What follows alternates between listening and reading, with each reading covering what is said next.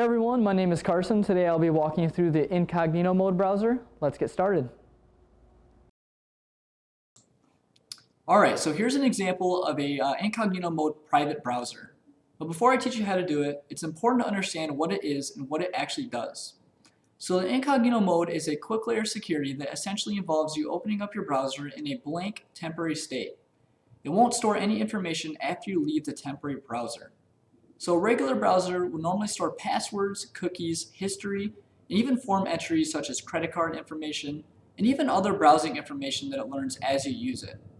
So the Incognito mode only retains information from within your browser session. So it's not going to be before you open a session, and it's definitely not after you exit out of the temporary session. So this is great for those that share the same device or those that do not want to receive ads, for what they're searching in the Incognito mode. So a few of the other examples that come to mind when I'm thinking about the Incognito mode is logging into something that I don't want the login to be saved to. So for an example, if I was going to log into Facebook on your computer, I would definitely use the Incognito mode tab. This is so it doesn't store any credentials, so you just can't log back into my account after I walk away. So another great one is shopping for a gift for a family member.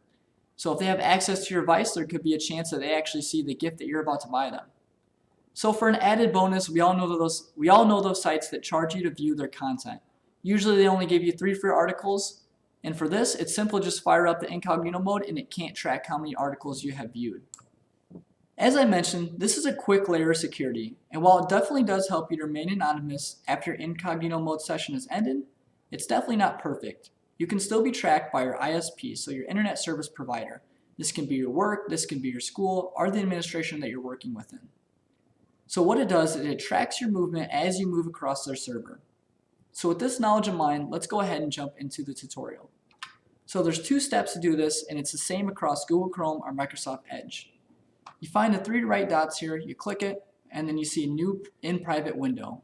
I click that, and automatically I see the private window. Additionally, there's another way to do that. Find your icon, so your Google Chrome or your Microsoft Edge, right click it, and then press New in Private Window.